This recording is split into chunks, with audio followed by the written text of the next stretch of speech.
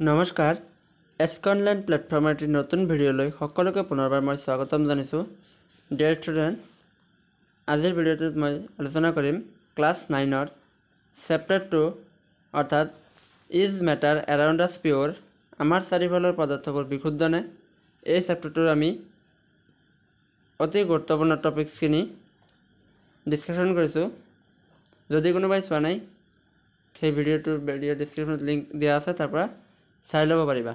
অৰ্থাৎ আমি তাতে আলোচনা কৰিছিলোঁ দ্ৰৱ, দ্ৰব্য আৰু দ্ৰাৱক আৰু দ্ৰৱণৰ ধৰ্মসমূহ, ইয়ালৈ আমি ডিছকাশ্যন কৰিছিলোঁ। আৰু আজিৰ ভিডিঅ'টোত আমি আলোচনা কৰিম সংপৃক্ত দ্ৰৱ, অসংপৃক্ত দ্ৰৱ, দ্ৰৱণীয়তা ইয়াৰ পৰা। তেনেহ'লে চোৱা, ফাৰ্ষ্ট পইণ্টটো আমাক দিয়া আছে সংপৃক্ত দ্ৰৱ। ইয়াৰ ডেফিনেশ্যনটো তোমালোকে দিবা, এটা নিৰ্দিষ্ট উষ্ণতাত এটা দ্ৰৱত দ্ৰৱীভূত কৰিব পৰা সৰ্বোচ্চ পৰিমাণৰ দ্ৰব্য দ্ৰৱীভূত হৈ থাকিলে তাক সংপৃক্ত দ্ৰৱ বোলে।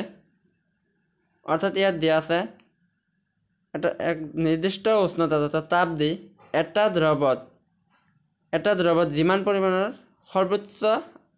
পৰিমাণৰ আমি দ্ৰব্য দ্ৰৱীভূত কৰিব পাৰি তাকে কি বুলি কোৱা হ'ব? সংপৃক্ত দ্ৰৱ বুলি কোৱা হ'ব। যেনে চোৱা, 100 ml পানীত 50 ml ছডিয়াম ক্লৰাইড যোগ কৰিব পাৰি। অৰ্থাৎ ছডিয়াম ক্লৰাইডৰ সাধাৰণ নামটো হৈছে সোৱা নিমখ, আমি চবৰে পৰিচিত সোৱা নিমখ। গতিকে ইয়াত চোৱা, 100 ml পানীত 50 ml ছডিয়াম ক্লৰাইডতকৈ বেছি ছডিয়াম ক্লৰাইড আমি যোগ কৰিব নোৱাৰি। এইটোৱে হ'ব কি? সংপৃক্ত দ্ৰৱ অৰ্থাৎ চেটাৰ্ড সলিউশ্যন। নেক্সট পইণ্টটো চোৱা, অসংপৃক্ত দ্ৰৱ আনচেটাৰ্ড সলিউশ্যন। ইয়াৰ উত্তৰটো লিখিবা তোমালোকে,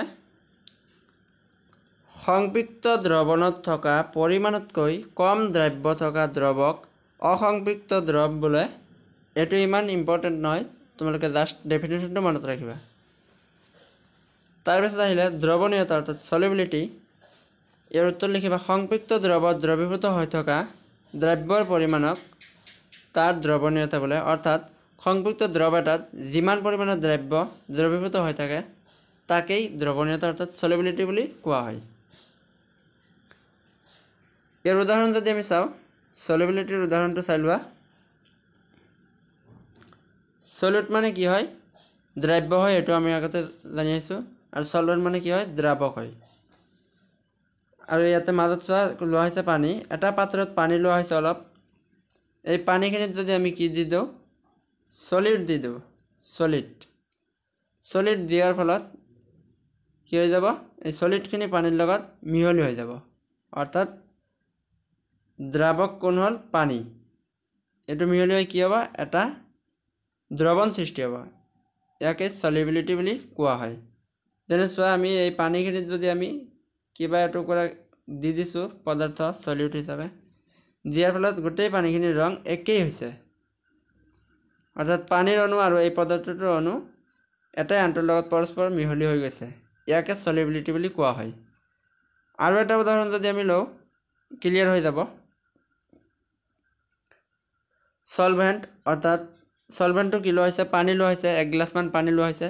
এই পানীখিনিত 1 চামুচমান কি দিয়া হৈছে? চেনি দিয়া হৈছে। দিয়াৰ ফলত চামুচেৰে লৰাই দিয়া হ'ল। দিয়াৰ ফলত এতিয়া পানীখিনি আৰু চুগাৰখিনি দুয়োটাই কি হ'ব? এটা আনটোৰ লগত কি হৈ যাব? দুটাৰ কণিকাবোৰ পৰস্পৰ মিহলি হৈ যাব। ইয়াকে কি বুলি কোৱা হ'ব? সলিবিলিটি বুলি কোৱা হ'ব।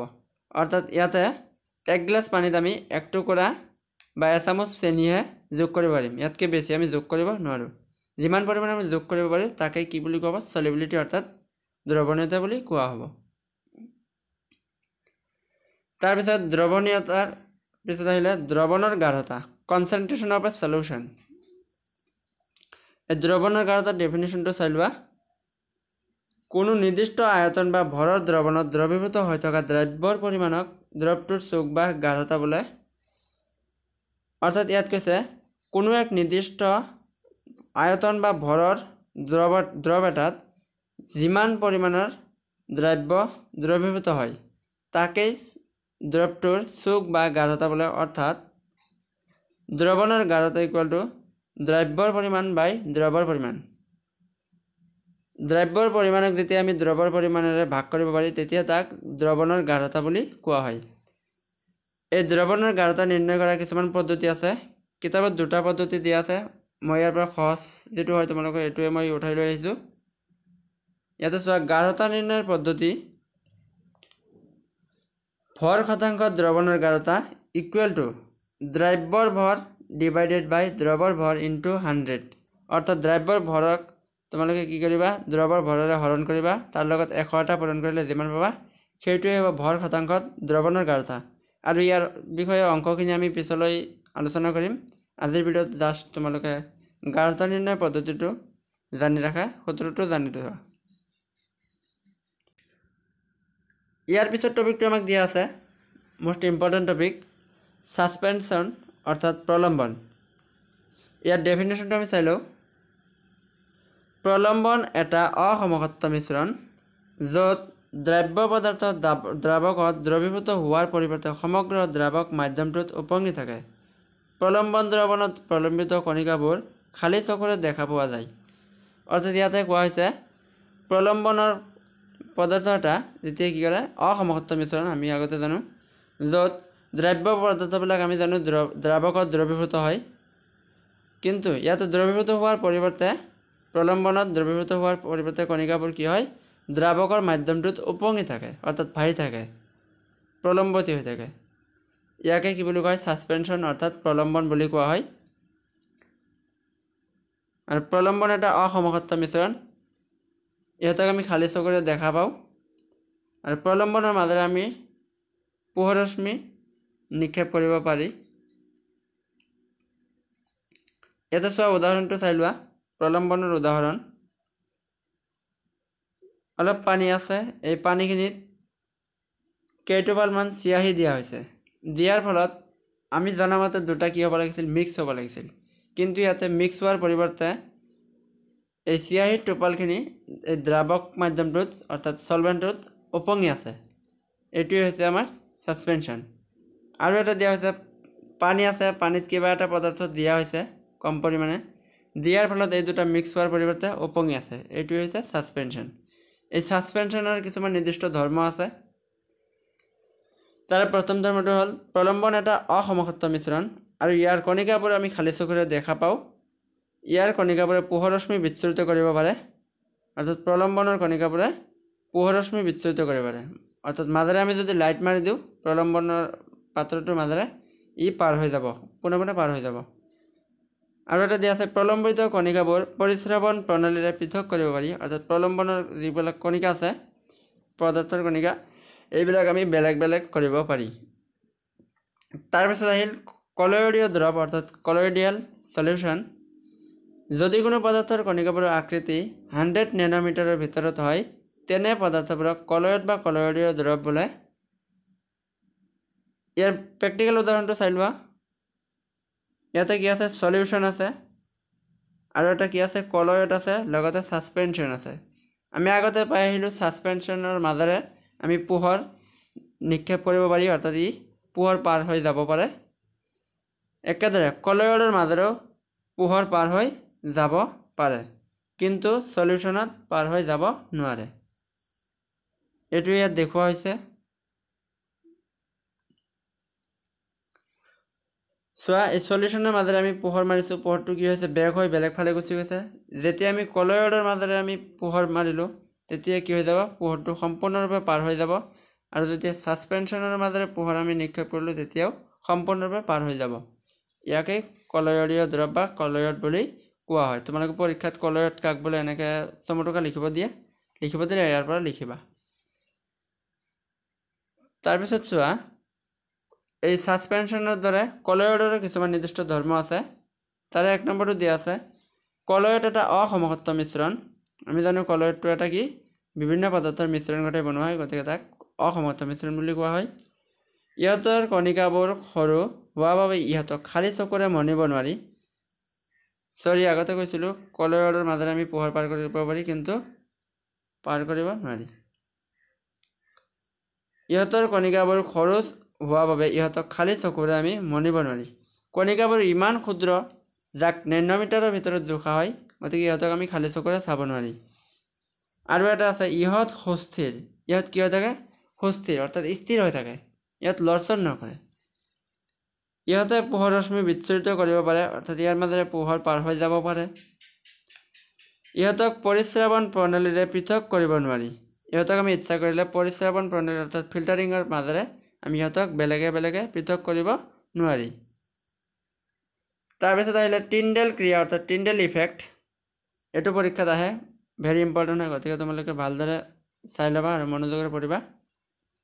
টিণ্ডেল ক্ৰিয়া মানে কি হৈছে? কলয়ৰীয় কণিকাবোৰে পোহৰ ৰশ্মি বিচ্ছুৰিত কৰিব পাৰে। পোহৰ ৰশ্মিৰ এনেধৰণৰ হোৱা বিচ্ছুৰণক টিণ্ডেল ক্ৰিয়া বোলে। তলত টিণ্ডেল ইফেক্টৰ ছবিটো দিয়া হৈছে। আমি আগতে জানো কলয়ৰ মাজেৰে পোহৰ ৰশ্মি পাৰ হৈ যাব পাৰে। যেনেকৈ ইয়াত চোৱা টৰ্চ মাৰি দিছে, এইটো কি আছিল? কলয়ড আছিল। এইটো ওপৰটো কলয়ড আছিল, কলয়ডৰ মাজেৰে পোহৰ পাৰ হৈ যাব পাৰে। এইটো আছিল টিণ্ডেল ইফেক্ট। আৰু ওপৰত কি হৈ আছে? ছাছপেনশ্যনবিলাক ভাহি আছে। তাৰপিছত চেপ্টাৰটো এণ্ডিঙৰ ফালে আমি আহিছোঁ। কি আছে? ভৌতিক পৰিৱৰ্তন আৰু যাক ফিজিকেল চেঞ্জ, আৰু এটা আছে কেমিকেল চেঞ্জ অৰ্থাৎ ৰাসায়নিক পৰিৱৰ্তন। এই দুটা টপিকছ ভেৰি ইম্পৰ্টেণ্ট হয়, গতিকে ভালদৰে পঢ়ি ল'বা। আৰু কোনোবাই যদি মোৰ এইটো চেনেলত প্ৰথমবাৰৰ বাবে চাই আছা, অনুগ্ৰহ কৰি চেনেলটো ছাবস্ক্ৰাইব কৰি ৰাখিবা, কিয়নো যাতে আমি দিয়া ভিডিঅ'ৰ ন'টিফিকেশ্যন সকলোতকৈ আগতে লাভ কৰিব পাৰা। ভৌতিক পৰিৱৰ্তন, যিবিলাক পৰিৱৰ্তনত কেৱল মাত্ৰ পদাৰ্থৰ আকাৰহে সলনি হয়, কিন্তু কোনো নতুন বস্তুৰ সৃষ্টি নহয়, নাইবা সহজে আগৰ অৱস্থালৈ ওলটিব পৰা যায়, তাকে ভৌতিক পৰিৱৰ্তন বোলে। যেনে আমি উদাহৰণ এটা চাওঁ, এ এটা পদাৰ্থ ধৰা, বি এটা পদাৰ্থ। এতিয়া আমি এৰ পৰা যদি বি বনাব পাৰোঁ, তাপ প্ৰয়োগ কৰি হিট দি আমি কি বনালোঁ? এৰ পৰা বি বনালোঁ। এতিয়া আকৌ বিৰ পৰা যদি এ লৈ ঘূৰি আহিব পাৰোঁ, ইয়াতে চাপ প্ৰয়োগ কৰিম আমি, অৰ্থাৎ যিকোনো পদ্ধতি আমি ব্যৱহাৰ কৰিম। এৰ পৰা আমি বি লৈ গ'লোঁ। একেদৰে কোনো এটা পদাৰ্থ এৰ পৰা বি হ'ব পাৰে, আৰু বিৰ পৰা যেতিয়া এ বনাব পাৰোঁ, তেতিয়া তাক ভৌতিক পৰিৱৰ্তন বুলি কোৱা হয়। যেনে আমি যদি এটো বৰফ বুলি ধৰোঁ, পানী বুলি ধৰোঁ, আৰু বিটো যদি বৰফ বুলি ধৰোঁ, তেনেহ'লে আমাৰ কি হ'ব? ভৌতিক পৰিৱৰ্তন হ'ব। ধৰা এত কি আছিল? এগিলাচমান পানী আছিল। এই পানীখিনি আমি হিট দিলোঁ, অৰ্থাৎ ফ্ৰিজত ৰাখিলোঁ। ৰখাৰ ফলত কি হৈ গ'ল? পানীখিনি বৰফ হৈ গ'ল, আইচ হৈ গ'ল। আকৌ এই পানীখিনিক, বৰফখিনিক যদি আমি কি কৰোঁ? হিট দিওঁ, অৰ্থাৎ তাপ দিওঁ, তেতিয়া এই পানীখিনি কি হৈ যাব? বৰফখিনি আকৌ লাহে লাহে পানীলৈ ৰূপান্তৰিত হ'ব। গতিকে আমি আগৰ অৱস্থালৈ অতি সহজে আহিব পাৰিছোঁ। আগতে পানী আছিল, ঘূৰি ঘূৰি আমি পানীয়ে পাইছোঁ। এইটোৱে কি হ'ব? ভৌতিক পৰিৱৰ্তন অৰ্থাৎ ফিজিকেল চেঞ্জ।